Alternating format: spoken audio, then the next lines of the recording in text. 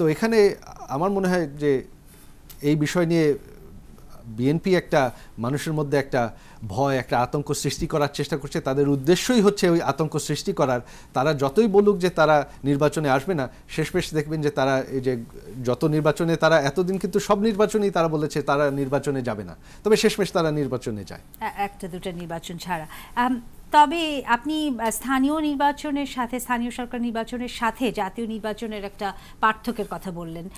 একই কথা কিন্তু বিরোধী দলের পক্ষ থেকে বলা হচ্ছে যে স্থানীয় নির্বাচনগুলো এই সরকার খুব বা নির্বাচন কমিশন সুন্দরভাবে করতে পারলেও জাতীয় নির্বাচনে যেখানে একই দিনে 300 আসনে নির্বাচন হবে, সেখানকার আইন শৃঙ্খলা পরিস্থিতি, সেখানে মিডিয়ার উপস্থিতি এবং অন্যান্য যে সমস্ত ফ্যাক্টর দিয়ে একটি সুষ্ঠু এবং ফ্রি অ্যান্ড ফেয়ার নির্বাচন হওয়া যায়, সেগুলোর ব্যাপারে কিছু বাধা থেকে যাবে এবং সেই কারণেই তারা তাদের সন্দেহের কথা বলছেন। এটি শুধু বিরোধী দল না, সুশীল সমাজের অনেকেও এই আপত্তিটা তুলেছেন।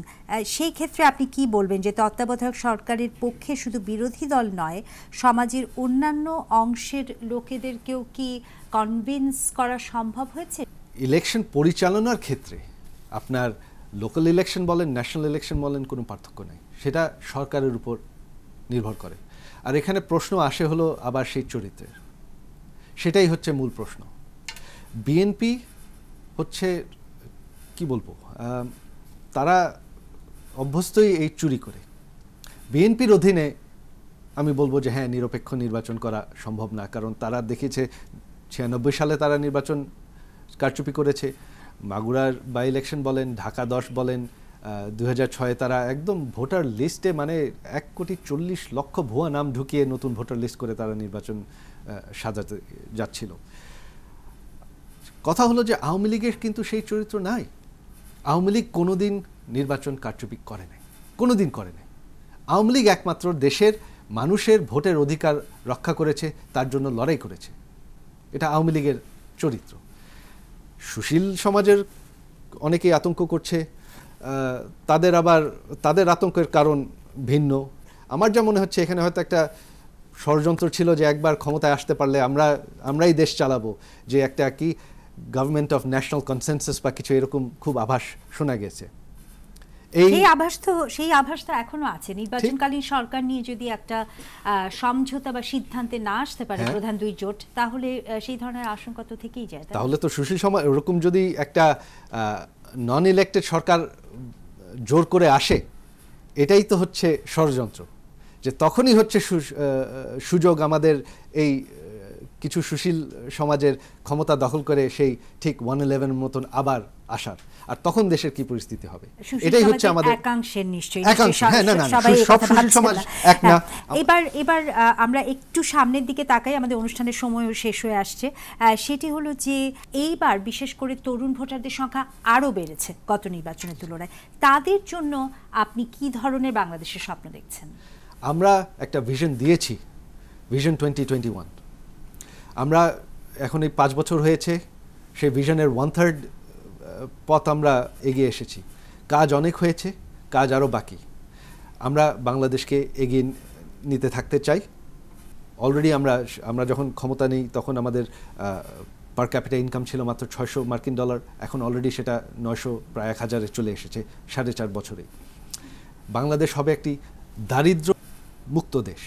অলরেডি আমাদের গত 4.5 বছরে দারিদ্রতার সীমা 10% কমে এসেছে, মানে 1.5 কোটি মানুষ দারিদ্রমুক্ত হয়েছে এই আওয়ামী লীগের এই এক টার্মে আমরা যে পরিমাণ কাজ করে দিয়েছি। 5-10 বছর যদি এরকম কাজ করা যায়, তাহলে আমরা দেশের চেহারা বদলিয়ে দিতে পারবো। বাংলাদেশ একটি মডার্ন একটা দেশ হয়ে দাঁড়াবে। আজকে যদি দেখেন যে আমরা দেশের চেহারা পাল্টিয়ে দিচ্ছি, আপনারা যদি ঢাকা শহরে দেখেন হাতির ঝিল, এটা দেখলে তো মনে হয় একটি মডার্ন একটা শহর। এটা তো সেই আগেকালের বাংলাদেশ না। আপনি এই ফ্লাইওভারগুলো দেখেন, একদম বিদেশে যেভাবে হাইওয়ে হয় সেভাবে বানানো। আমাদের নতুন রেলগাড়িগুলো দেখেন, নতুন বিমান দেখেন, আমরা নতুন পোর্ট করছি, নতুন বিদ্যুৎ কেন্দ্র, নতুন ফ্যাক্টরি। একটি আধুনিক দেশ গড়ে তোলার আমাদের স্বপ্ন। আর একমাত্র আমার বিশ্বাস এটা একমাত্র বাংলাদেশ আওয়ামী লীগই পারবে, আর কেউ পারবে না। আর বাংলাদেশের জন্য সবচেয়ে বড় চ্যালেঞ্জ আপনি কি মনে করেন এই মুহূর্তে? বাংলাদেশের সবচেয়ে বড় চ্যালেঞ্জ এই মুহূর্তে দারিদ্রতা। আমাদের আওয়ামী লীগ যখন ক্ষমতায় আসে তখন আমাদের দেশে প্রায় 4.5 কোটি মানুষ দারিদ্র্য সীমার নিচে বাস করে। 4.5 বছরে আমরা সেটা কমিয়ে এনেছি, এখন প্রায় 3 কোটি মানুষ। এই দারিদ্র্য যখন দূর করতে পারবো, মানুষের ইনকাম যখন বাড়বে, তখন কিন্তু মানুষ নিজের এই আয়ের টাকা নিজের উপর খরচ করবে। এই টাকাটা কিন্তু খরচ হবে আমাদের ইকোনমিতে।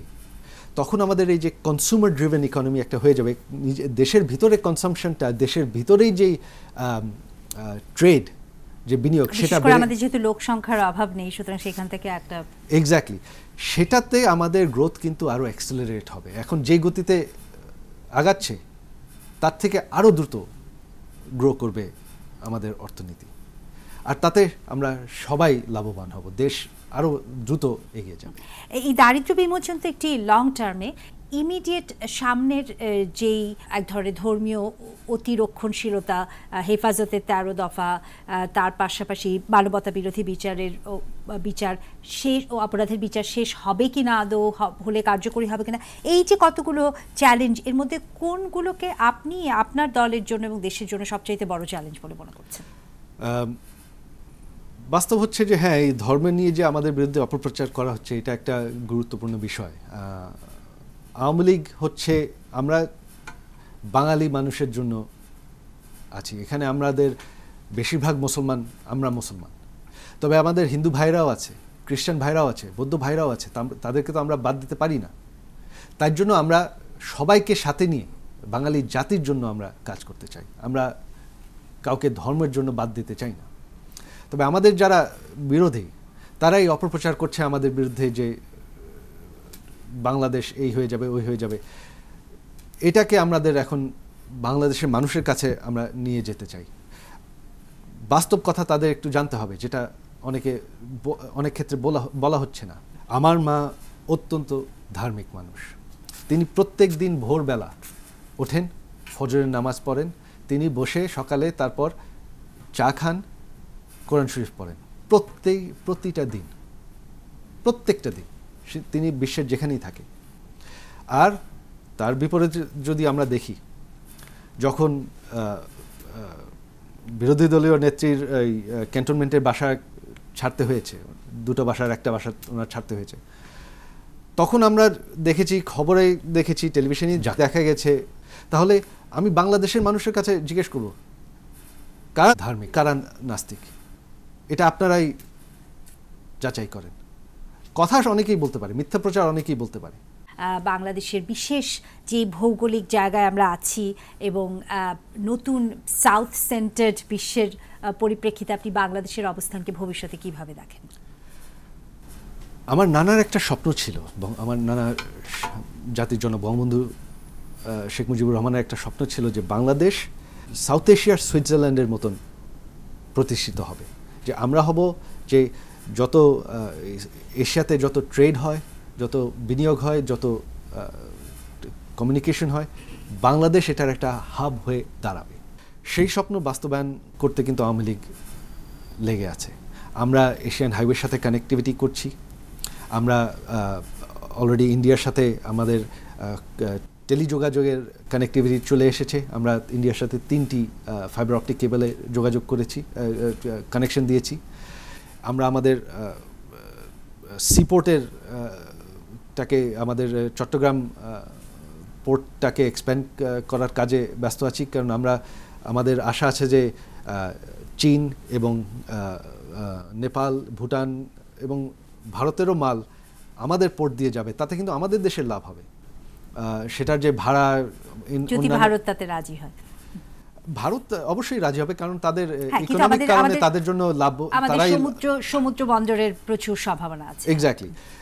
তাছাড়া এখন এই যে বে অফ বেঙ্গলে আমরা মিয়ানমারের সাথে সমুদ্র সীমায় বিজয় করেছি, সেখানে এখন ভারতের সাথেও সেটার রায় আশা করি খুবই শিগগিরই চলে আসবে। আনফর্চুনেটলি আমাদের এই মেয়াদের মধ্যে আসবে না, তবে আগামীতে যদি আওয়ামী লীগ ফিরে আসে তাহলে কিন্তু এই রায় আমরা পাবো।